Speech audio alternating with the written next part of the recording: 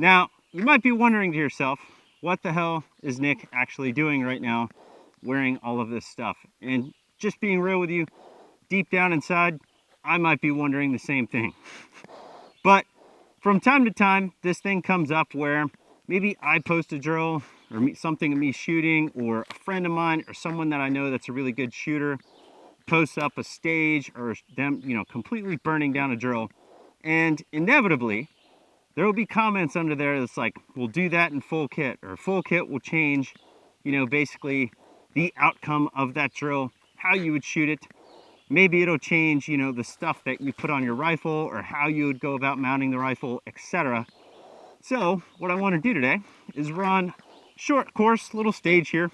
It's 2 partials, 4 open targets, and 3 pieces of steel. I'm gonna run it with both pistol and rifle. So we'll start off with the rifle, dump the rifle, go to the pistol, and then engage all of the same exact targets that I did with the rifle with the pistol. But one, we're gonna be doing it in full kit, and then the other one, we're gonna be doing it just in my normal stuff. Regular belt, regular holster, all of the above. Now, when I shoot it in full kit, I'm gonna be using the Team Windy helmet, PVS 31s that obviously I'm not using because it's daytime out. Yes, they're covered up because I care about my investment. We've got an Avon mask. I don't think this is like the newest one, like it doesn't have the voice box or anything in it, but it is an Avon mask. We've got a Lunar Concepts plate carrier that's got level 3 plates in it. Blade Tech holster with some retention, polymer frame PDP, and when I use full kit, we're going to be using the super duper overgassed 416, 10.4 inch 416 with a Surefire suppressor. When I don't run it with full kit, I'm just going to be running it with my normal stuff. So no plate carrier, no helmet, no gas mask obviously. And I'm going to be using my Q Honey Badger that has an adjustable gas block, flow through can, all of that stuff. And then race holster for my same exact polymer frame PDP. And throughout this, I'm just going to show you guys hits, times, and then maybe talk about some things that I noticed, both running it with and without kit, and kind of chat afterwards. So there you have it.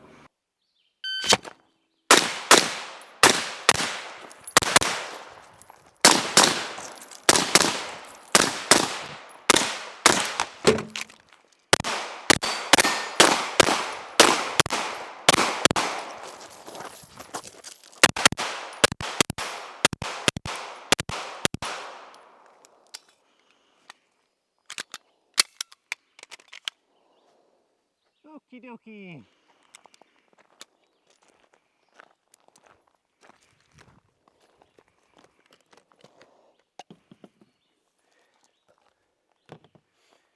$20.42.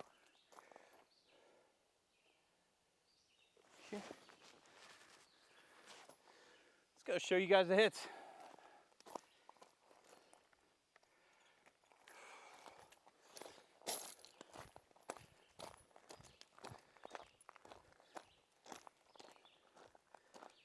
Okay, got 3 Alpha, 1 Charlie with the rifle, 4 Alpha on the partial, all steel. I did take a makeup shot on steel with pistol anyway. 4 Alpha there.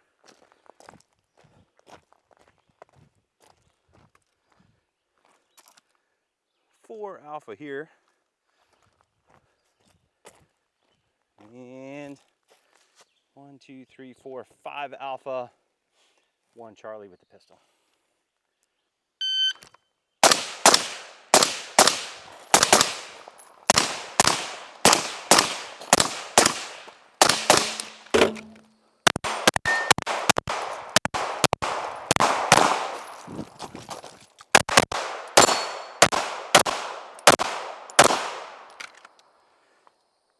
Okay, 1878.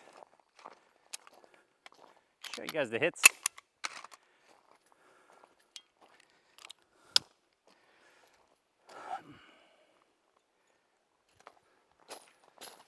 Start with the open target.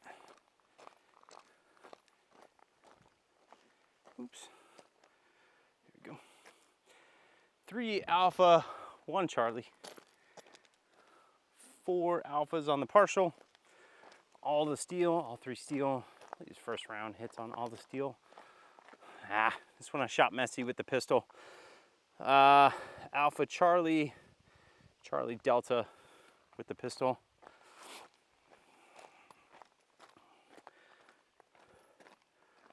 Four Alpha. Shot this one super duper tidy. 6 Alpha. Steel was just engaged with pistol, by the way. So little tiny guy there. And 4 Alpha on this one. All right, well, back in the AC, it's actually hot enough to where like the camera was shutting off because it was overheating. So I had to set it like in front of a fan a couple times. Anyway, back in the air condition, but I wanted to finish this video off just basically telling you guys some observations that I noticed while, you know, shooting that little stage that I had set up with both full kit and running it slick with nothing, like no kit, just regular belt, regular holster, all the above. So I would say the biggest things that jumped out at me in terms of the differences between the two was the mobility piece. So running with full kit was definitely a little bit harder in terms of the mobility. I think the shooting stuff was basically the exact same, and I'll talk about that here in a second.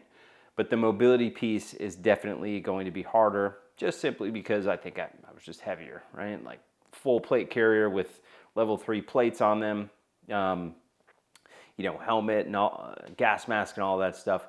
Like you could probably tell in the one video, in my opinion, this is actually where the time difference came from, was backing out of the front position with the rifle, or with the pistol rather. I found it really hard to exit out of that position as aggressively as I wanted to with all of the kit on, just because, again, it just felt like my feet were stuck in the mud type of thing.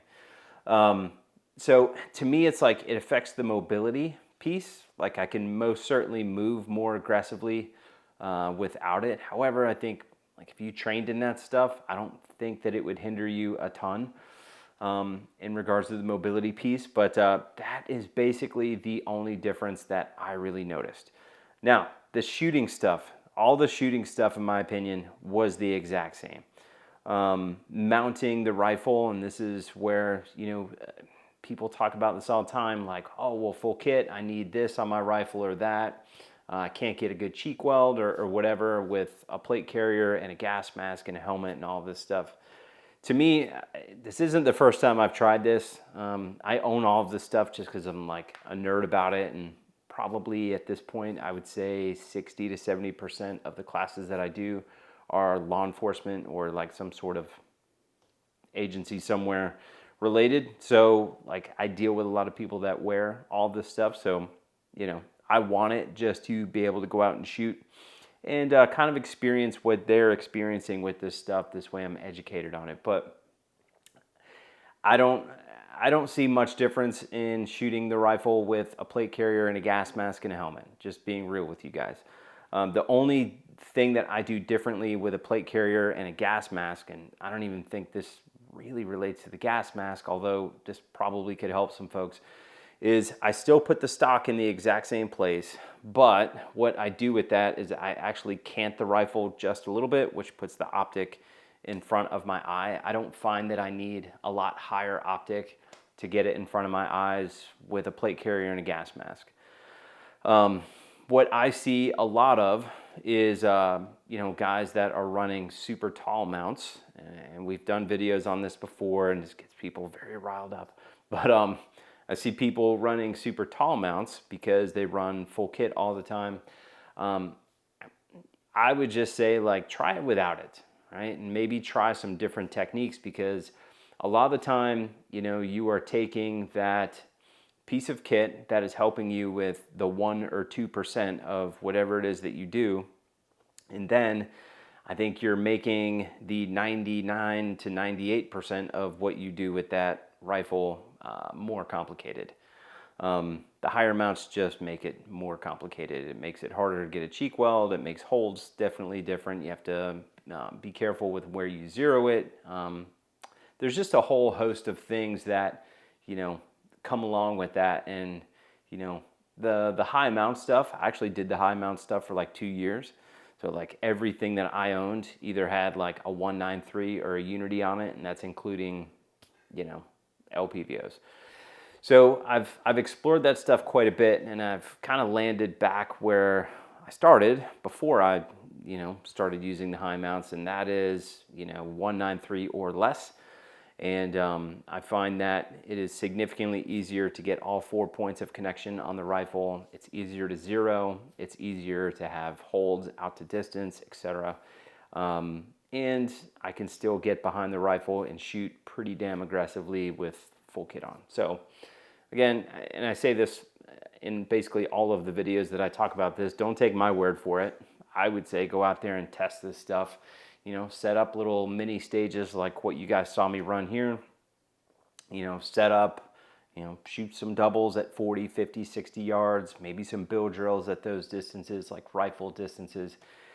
Shoot it with kit, without kit, and I think, you'll learn a bunch of stuff about what you're currently using. Maybe you'll make some changes to that gear, but maybe you won't.